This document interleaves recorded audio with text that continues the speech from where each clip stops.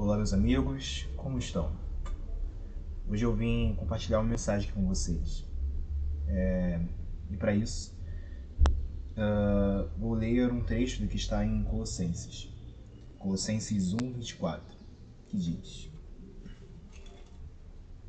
Agora me alegro nos meus sofrimentos por vocês e preencho o que resta das aflições de Cristo, na minha carne, a favor do seu corpo, que é a Igreja, na qual me tornei ministro de acordo com a dispensação da parte de Deus, que me foi confiada em favor de vocês, para dar pleno cumprimento à palavra de Deus, o mistério que esteve escondido durante séculos e gerações, mas que agora foi manifestado aos seus santos.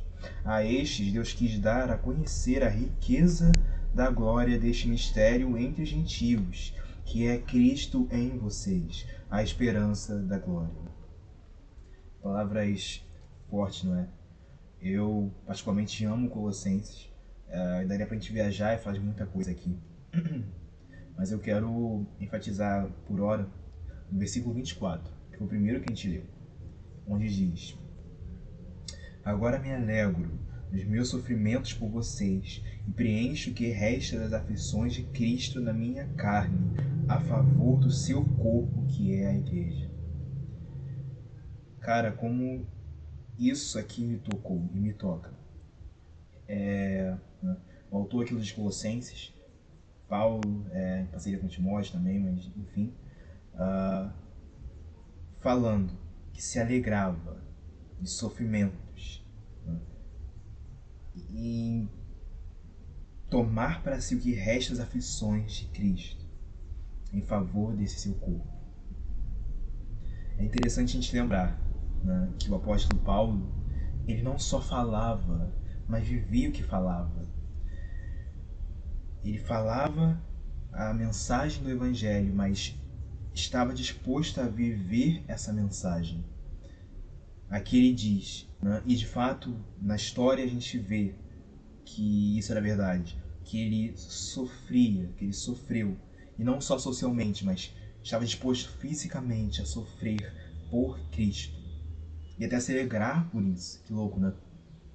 Mas agora o ponto que eu quero tocar aqui é e sofrer por Cristo, mas não apenas tendo Cristo como uma causa, mas também entendendo como esta causa também sendo um corpo do qual ele assumia a sua responsabilidade, fazia parte. O Evangelho tão real, tão vivo, crendo nessa mensagem, de forma que não se tornava só uma mensagem, mas a sua vida. Ele encarnava agora esse corpo, o corpo de Cristo, e estava disposto a morrer e a sofrer por isso, né, em favor desse corpo que é a Igreja.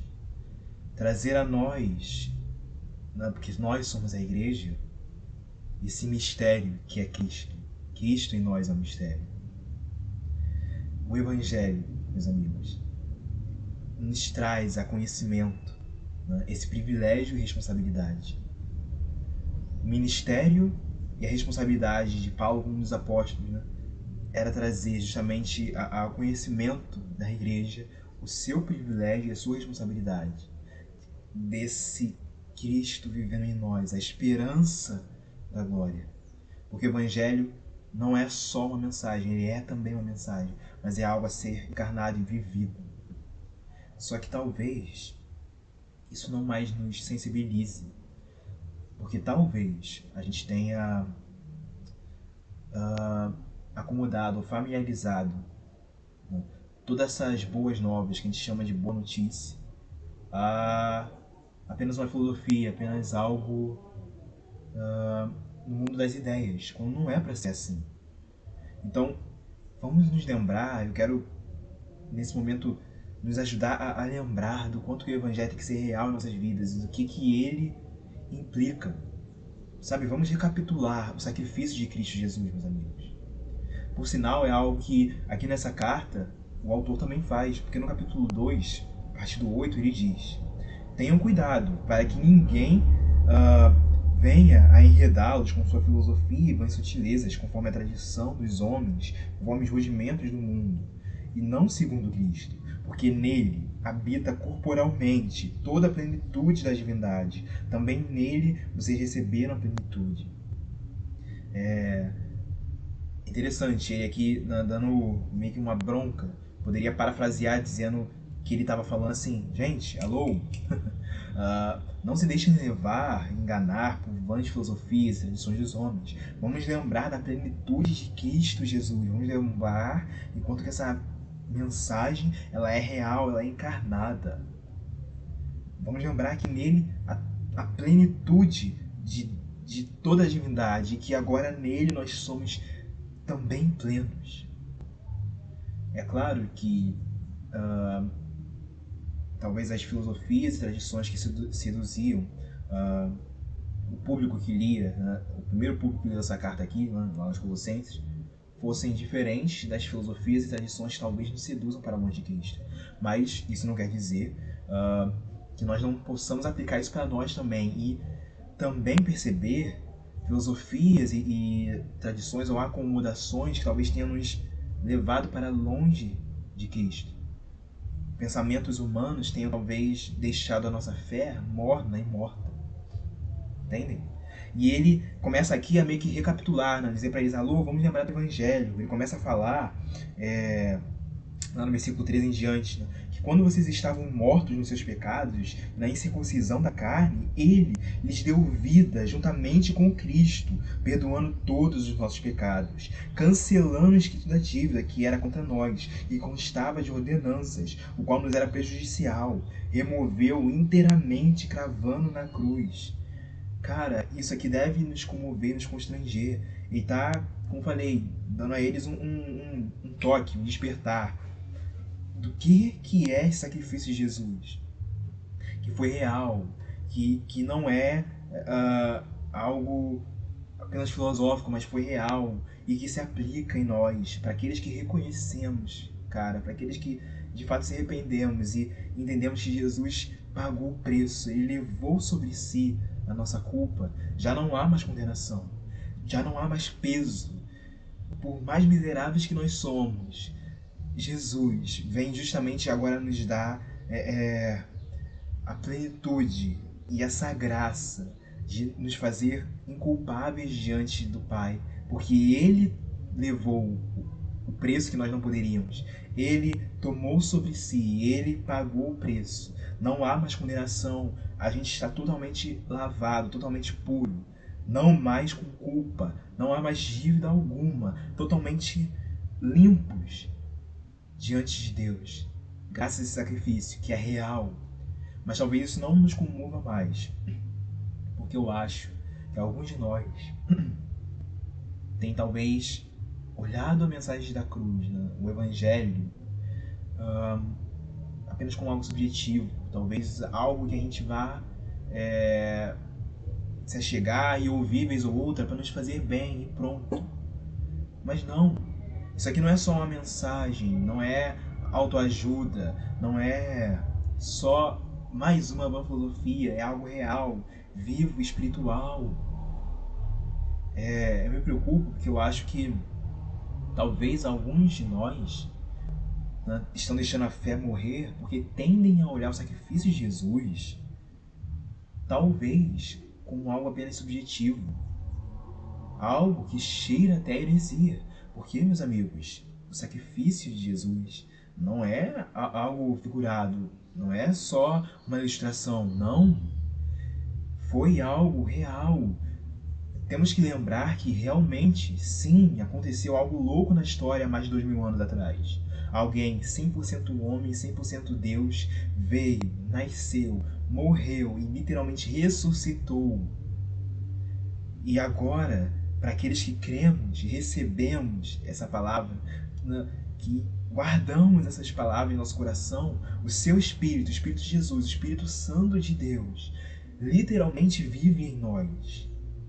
A gente não pode dizer que Jesus vive em nós da mesma forma como talvez alguns possam dizer que Sócrates vive no campo das ideias. Ele vive apenas porque seguimos as suas ideias. Não, não é só isso. A nossa fé, a fé cristã, não é só uma filosofia. É algo real. Ele vive em nós, o seu Espírito vive em nós. E a gente precisa externar isso, a gente precisa tomar para si isso. Como a gente falou inicialmente, Paulo ele foi um exemplo, porque ele não só levava como mensagem, mas tomava para si a responsabilidade. Seu ministério era trazer, no seu ministério a responsabilidade era trazer à igreja o seu privilégio, a sua responsabilidade, de que agora, por conta dessa bênção, dessa dádiva, da salvação pela graça, nós já temos acesso a Deus. A nossa garantia está no Espírito Santo, a nossa garantia está na obra que Jesus fez, não no que a gente faz. Agora nós temos acesso direto a essa plenitude. A gente poderia até comentar aqui, talvez, de dons espirituais, de bênçãos, né, que vem junto com esse pacote. Lembrando, claro, que a maior dádiva é este amor e que a maior bênção é essa salvação pela graça. Só que não é nos privilégios que eu quero enfatizar aqui. Na verdade, eu quero nos lembrar hoje da responsabilidade que isso aplica. Porque, primeiramente, nós temos que lembrar como nós somos salvos. Obra de Deus. A nossa garantia está totalmente no que Jesus fez. É o Cordeiro que leva a culpa. E que nós, imerecedores, somos salvos pela graça. E nossa garantia está no Espírito Santo, não é pela força do nosso braço. Só que agora, uma vez que a gente entenda o como, a gente tem que se perguntar qual o porquê, qual é o nosso para quê, qual é a nossa finalidade. E o interessante é que, dando continuidade ao texto que a gente leu inicialmente, ainda no capítulo 1 de Colossenses, no versículo 28, o autor vai justamente dizer que este Cristo nós anunciamos, advertindo a todos e ensinando a cada um em toda sabedoria, a fim de que apresentemos cada pessoa perfeita em Cristo. É para esse fim que eu me empenho, esforçando-me o mais possível, segundo o poder de Cristo que opera poderosamente em mim. Cara, olha isso, olha qual é a finalidade. Nos apresentar agora diante de Cristo. Nos apresentar agora perfeitos nele. Beleza, fomos salvos pela graça. E para quê? Para ficarmos talvez sentados apenas filosofando sobre isso? Não! Essa mensagem é viva, é algo para ser encarnado e vivido. Cristo vive em nós. O seu Espírito realmente vive em nós. Não é só uma ideia. É algo sobrenatural, é algo real, cara. E eu quero nos despertar e nos lembrar para isso. E aqui, nesse se apresentar perfeitos em Cristo, a gente vê uma verdade paradoxalmente linda, que é, nós somos os mais miseráveis pecadores que podemos conhecer e, ao mesmo tempo, os mais agraciados. Porque, embora esse nosso velho eu seja corrompido, depravado, agora não é mais só isso que existe em nós. Porque se recebemos essa mensagem, esse Espírito vive em nós. E agora, essa perfeição de Cristo vem através de nós. Nós ao mesmo tempo somos pecadores, ao mesmo tempo santos. Somos santos pecadores. E é por isso que agora nosso dever é fazer morrer isso que era o velho e externar, deixar vir esse novo, a nova natureza. E repito, não só algo no mundo das ideias, mas algo real, cara, real. Lá em Colossenses, no capítulo 3, ele vai justamente enfatizar que, portanto, se vocês ressuscitaram com Cristo, que busquem as coisas lá do alto, onde Cristo vive. E aí, o que é esse pensar nas coisas do alto? É talvez ficar viajando e filosofando sobre virar uma alminha elevada, como talvez muitos cristãos pensem? Claro que não. Porque isso, na verdade, me parece mais um platonismo do que algo bíblico. E, infelizmente, muitos talvez pensem assim. Quando pensam em pensar nas coisas do alto, ficam viajando numa coisa subjetiva, esotérica, de virar uma alminha. Não é isso, não é sobre isso. A nossa esperança, nosso alvo com Cristo, não é simplesmente um lugar geográfico em que vamos chegar, mas é alguém que nós temos que se tornar. Lembram de Efésios? Até que todos cheguemos à estatura daquele que é perfeito.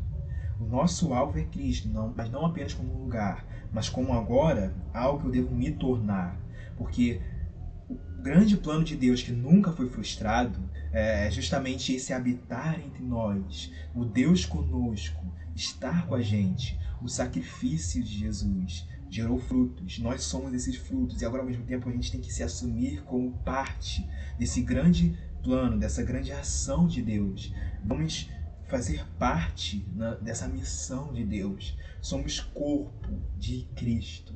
Vivemos agora com essa nova mentalidade, a exemplo do cabeça, assumindo também a sua essência, deixando essa essência vir para viver como Ele e de fato viver em nome de Jesus. Entendem? Viver em nome de Jesus. Assumir isso para si. Cristo em nós. Em nós. Beleza, fomos salvos pela graça, o Pai nos adotou, mas agora o que isso implica?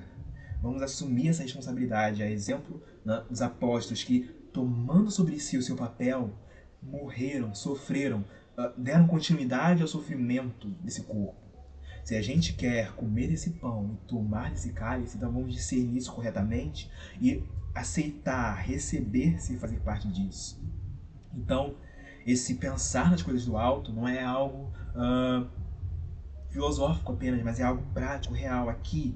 Começa aqui e agora. Tanto é que ele vai dizer, no segmento do texto, no versículo 5, ainda no capítulo 3, de que, portanto, né, tudo isso que ele falou, que façam morrer tudo que pertence à natureza terrena, a imoralidade sexual, as palavras ruins, as blasfêmias, as mentiras, enfim, façam morrer. É um processo de fazer morrer, decidam fazer morrer e se revistam agora dessa nova natureza. Deixem agora essa versão, não mais essa velha versão nossa, mas a que está em Cristo, vamos dizer assim, sobressair. Que Cristo viva em mim, viva literalmente em mim. Vem, Jesus, vem. A igreja, nós, esse corpo espalhado por toda a terra, das pessoas que reconhecem o sacrifício de Jesus, manifesta o Cristo. Que a gente manifeste o Evangelho com mensagem, mas ao mesmo tempo com a vida, com ações de graças. Sabe, como é que alguém que entende o sacrifício de Jesus fala? Vamos então encarnar isso e viver falando como Cristo. E, repito, não só no mundo das ideias, mas realmente entendendo que nós somos agora boca de Cristo, que agora a gente toca como Cristo, que a igreja agora abraça como Cristo, que esse Cristo agora olha os outros através de nós, através da igreja do qual eu faço parte, do qual você faz parte, nós fazemos parte. Vamos tomar a nossa responsabilidade, cara. Vamos decidir não só colocar isso de uma forma para terceiros, não só distante, mas para mim, eu, Davi, você que está me ouvindo agora, e falar, cara, eu faço parte disso. Cristo, fala através de mim, fala através de mim desse vídeo, que eu possa olhar as outras pessoas como Cristo olha, que eu viva como Cristo, de verdade, que eu viva como Cristo. Entendem o que eu quero dizer? Esse viver sendo parte desse corpo, que eu seja, que você seja a parte de Cristo que habita em nós e que o Evangelho flua da nossa vida. Porque o Evangelho não é só mais uma filosofia, mas é algo a ser vivido, real e sobrenaturalmente, cara. Eu quero nos lembrar disso hoje. Lá na continuidade do texto, no versículo 16, vai falar algo muito interessante, que a palavra de Cristo habite ricamente em vocês. Que essa palavra, meus amigos, possa de fato habitar em nós. Vamos tomar para nós essa responsabilidade. Esse sofrer por Cristo que Paulo fala, interessante, que não está só aqui, eu poderia citar, por exemplo, Filipenses 1:29, onde ele diz, né, que vocês receberam a graça não só de crer, mas de sofrer por Cristo. Algo que ele disse aos Filipenses, mas que aplica a nós também, que podemos trazer para nós também. Não colocar ele apenas como um distante, não só a mensagem, mas viver diante dele, viver através, sabe, deixar ele viver e se externar através de nós. E isso acontece a partir do momento que a gente entende essa mensagem, realmente acredita. Cara, isso aqui é um sacrifício real e eu agora faço parte desse corpo, então eu quero assumir para mim o Evangelho. Então é uma nova mentalidade. Tanto é que Romanos 12 vai falar sobre nos transformarmos pela transformação e renovação da nossa mente. Ou seja, vamos agora pensar nas coisas do alto, pensar agora em quem eu tenho que me tornar e, de fato, sabe, pedir para que Cristo viva em mim, viva de forma sobrenatural e espiritual. A gente canta, a gente louva a Deus, né? existem canções muito belas que declaram a santidade de Deus. Aliás, em todas as gerações, cantar que Deus é santo é a canção que sempre flui. Mas que a nossa canção não seja só nas palavras, que seja através da vida. Vamos ter uma vida que declare que só Ele é santo. Vamos ter uma vida de Cristo. Vamos viver Cristo. Vamos viver o Evangelho. Em que a gente fala, em que a gente faz, em como a gente toca, em como a gente posta nas redes sociais. Vamos ser como Cristo no nosso secreto, sozinhos. Vamos ser como Cristo no nosso oculto. Vamos viver Cristo. Vamos ter uma vida que declare que só Ele é santo. Entendem? Essa mensagem que eu quero compartilhar com vocês hoje aqui. Não sei se eu falei as palavras certas, não sei se eu consegui falar tudo que eu queria, mas vou encerrando por aqui. E acreditando que esse Espírito Santo, que literalmente está aqui enquanto eu falo, que está aí também com você, vai trazer despertar em nós, vai fazer Cristo fluir de nós, porque essa é a nossa grande esperança. O Evangelho é sobre ressurreição, é algo vivo e real. E essa é a mensagem que eu quero compartilhar para nós hoje. Beleza? Então é isso, e que Deus esteja com você. Até a próxima.